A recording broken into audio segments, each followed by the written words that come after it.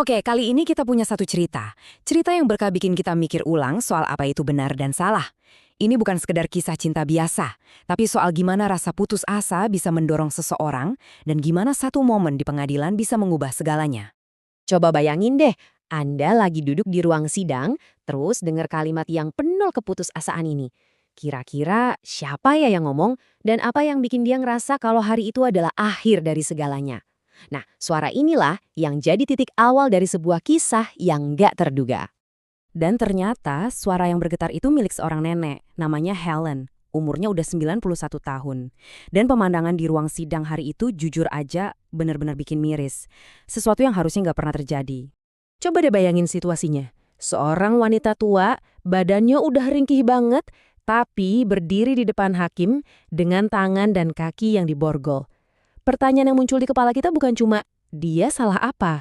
Tapi lebih ke, kok bisa ya hal kayak gini terjadi? Nah, buat ngerti kenapa semua ini bisa terjadi, kita perlu mundur sedikit. Jauh sebelum ada borgol dan ruang sidang, ada sebuah kehidupan yang dibangun di atas cinta. 65 tahun cinta antara Helen dan suaminya George. 65 tahun, wow, itu bukan waktu yang sebentar loh. Itu isinya ya ribuan pagi bareng, jutaan obrolan, dan sebuah janji buat saling jaga sampai akhir hayat. Inilah yang jadi dasar dari semua tindakan Helen. Ini kata-kata Helen sendiri waktu ngegambarin hidupnya sama George. Hidup mereka sederhana, penuh kasih. Setiap pil obat yang dia siapin buat George itu bukan cuma tugas, tapi kayak ritual cinta. Mereka punya surga kecil mereka sendiri. Tapi ya, sayangnya surga itu rapuh banget. Dan ternyata, surga kecil mereka itu bisa hancur cuma karena satu hal. Satu kesalahan kecil yang jadi awal dari malapetaka yang besar. Lihat deh angka ini. Gila banget kan? Obat jantung buat George yang tadinya harganya cuma $50, tiba-tiba meroket jadi $940. Naiknya hampir 20 kali lipat. Ini bukan lagi soal mahal, ini udah kayak tembok raksasa yang nggak mungkin mereka lewati. Dan tahu nggak apa penyebabnya? Bukan karena penyakit baru atau krisis besar. Cuma karena mereka telat bayar asuransi. Sekali. Cuma satu kesalahan administrasi yang sepele, tapi efeknya kayak domino yang rubuhin seluruh hidup mereka. Menjebak mereka di dalam sistem yang nggak kenal ampun. Nah, disinilah situasinya jadi makin pelik. Sistem yang harusnya ngebantu, malah ngecewain mereka. Helen jadi kejepit, dihadapkan sama pilihan yang nggak pernah dia bayangkan sebelumnya. Coba kita ikutin apa yang dia rasain selama 3 hari itu. Hari pertama, dia pulang dari apotek dengan tangan kosong, pasti hancur banget. Hari kedua, di rumah, dia cuma bisa lihat kondisi suaminya makin parah, makin sesak napasnya. Sampai di hari ketiga, logika udah nggak jalan lagi. Yang ada di pikirannya cuma satu, cinta yang nekat. Jadi dia balik ke apotek itu. Di sana, tangannya gemetaran, antara takut dan rasa sayang yang besar, dia masukin obat itu ke tasnya. Dan alarm bunyi. Seketika itu juga dunianya kayak runtuh. Saking stresnya, tekanan darahnya langsung naik drastis sampai dia harus dibawa ke rumah sakit. Oke, sekarang kita balik lagi ke adegan awal. Di ruang sidang, Helen berdiri di sana sebagai terdakwa. Tapi justru disinilah plot twistnya dimulai.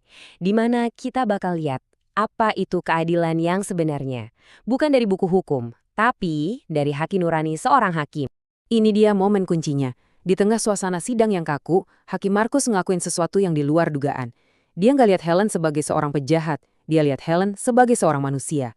Cuma dengan satu perintah, lepaskan borgol itu. Suasana di ruang sidang langsung berubah total. Pas dikasih kesempatan ngomong, jawaban Helen itu simpel banget. Dia nggak ngasih pembelaan hukum yang ribet. Dia cuma bilang, dia tidak bisa bernafas, saya tidak tahu apalagi yang bisa saya lakukan. Itu bukan pengakuan seorang pencuri, itu adalah jeritan hati seorang istri yang mencoba menyelamatkan separuh nyawanya. Dan disinilah plot twist terbesarnya. Hakim Markus langsung ngebalikin keadaan. Dia nggak nyalain Helen, dia malah nunjuk pelaku yang sebenarnya.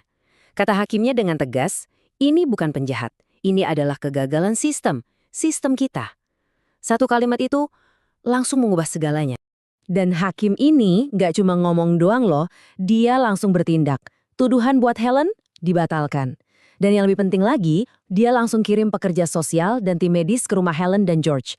Nah ini baru keadilan yang beneran, yang nggak cuma ngehukum, tapi juga menyembuhkan. Waktu ditanya wartawan, Hakim Markus menjelasin filosofinya, buat dia keadilan sejati itu bukan cuma soal ngikutin aturan di buku hukum secara buta, tapi soal punya kebijaksanaan untuk melihat sisi kemanusiaan di balik sebuah kesalahan. Dan inilah inti dari semua cerita ini. Mungkin di mata hukum Helen itu salah, dia mencuri.